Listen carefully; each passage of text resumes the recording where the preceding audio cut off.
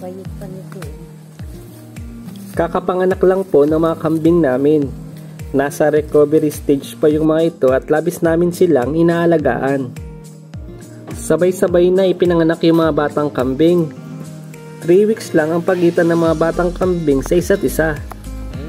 Yung dati pong nahahawakan, ngayon ayaw na po nilang magpahawak.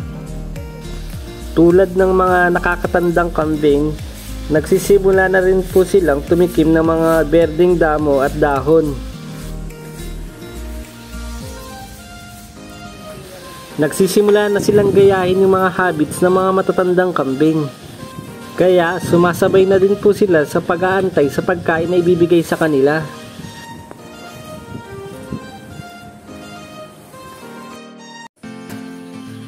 Likas po sa mga batang kambing yung maliliksi at masisigla.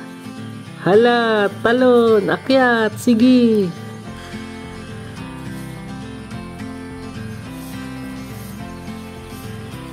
Mas mukhang masasaya yung mga hayop kapag hindi nakatali.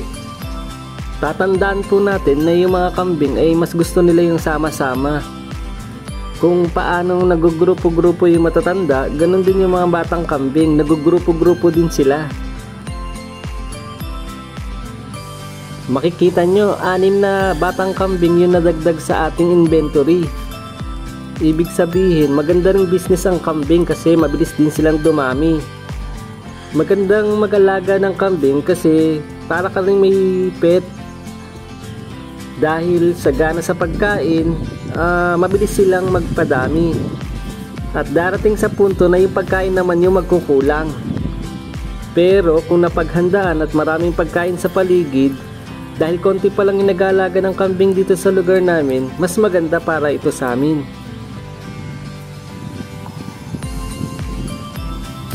Tumitikim-tikim na rin sila niyan. Natututo na silang tumitikim-tikim. Pagmasdan nyo yung mga kambing namin, parang nagmamadali silang tumanda. Gusto kagad kumain ng kumain. Nagaya niya na yung matatandang mga kambing. Babayahin tayo nito.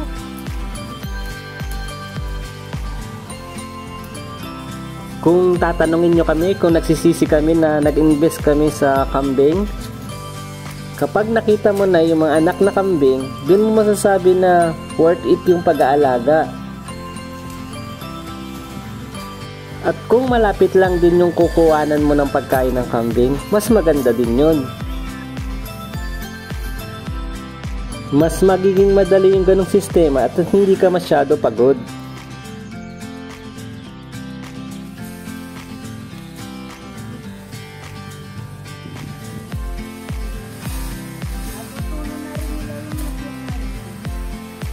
At natutunan na nilang kainin yung damong binibigay namin.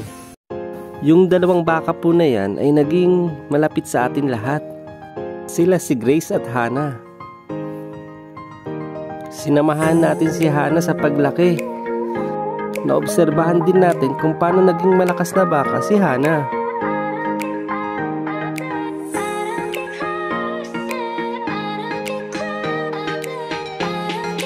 Samantalang maaga naman na nabuntis yung kanyang nanay ulit.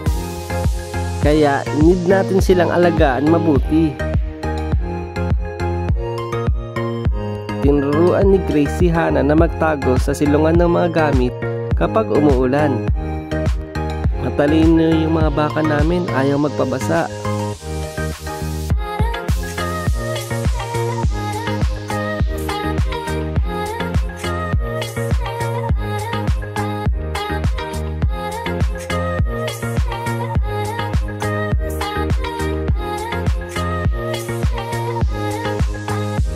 Pero sa oras na tumilang araw, laro ka agad. Kaso kailangan na itali sila. Dahil sa bilis ng panahon, kailangan i-training sila para iwalay.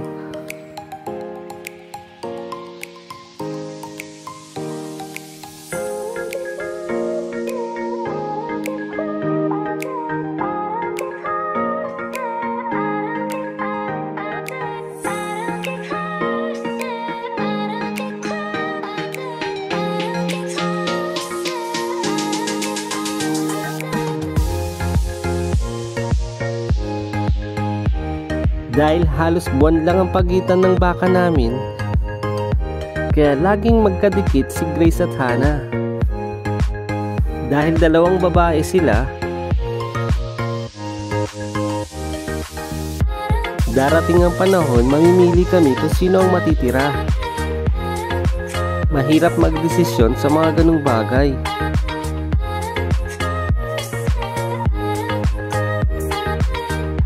Lalo't napakabait at napamahal na sa iyo yung iyong mga alaga.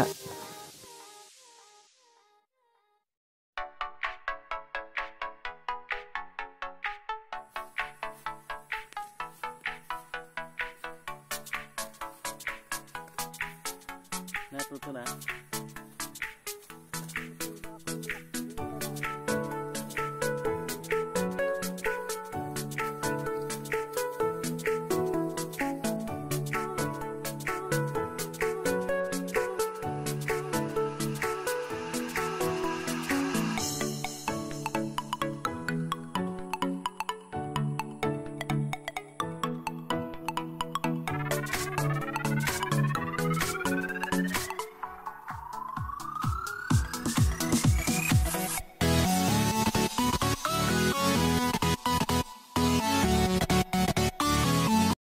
Pagdating namin sa farm, napansin namin yung ibang damo sa paligid ay nakadapa na. Mapapansin natin na nakawala yung anak ni Putol. Bakang puti, ang sarap ng kain mo ah. Mainam po yung may tanim tayong damong pagkain ng mga baka. Kahit pa po nakawala yung batang baka, magiging palagay po tayo na ligtas siya kasi nasa paligid lang siya at kumakain ng damong tinanim natin. Nabali yung bakal. Nakawala yung baka. Buti, dyan lang siya sa damuhan nagpunta.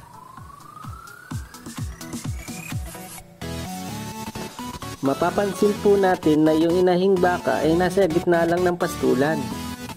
Samantalang yung batang baka nasa gitna ng mga damuhan.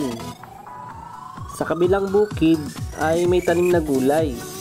Tapos yung baka namin ay hindi pumunta doon kasi nalibang siya sa mga damo sa paligid.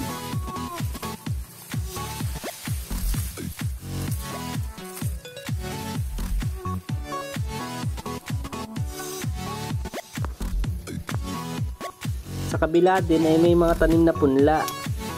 Mabuti hindi siya dyan nagmarcha.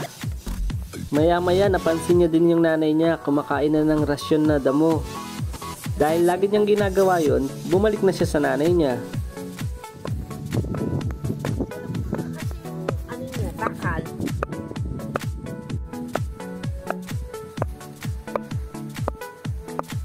Lalo kong Yan na. busog na itong maliit na to eh, oh.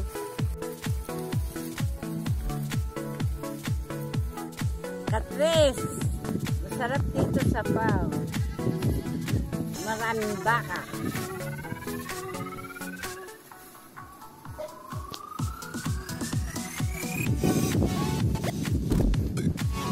Hawakan mo lang. Huwag sapit la. Baka masipain ka niyan. Huwag sapit. Sa ngayon, nagbago na ang panahon. Kasabay ng pagpapalit ng klima, nagkaroon na din ng mga bukid na may taniman. Busog na, umupo na lang.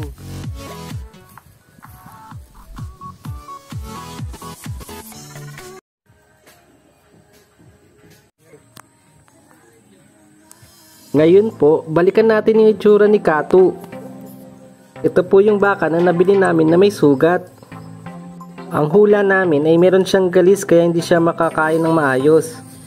Kaya tinutukan namin yung pag-aalaga sa kanya at araw-araw siyang binubusog.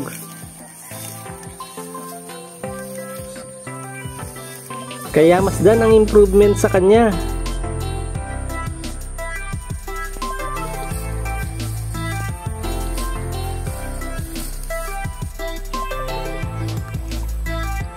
Bata pa to, hindi pa mapinisang tingay. 2 years. 2 years lang siguro.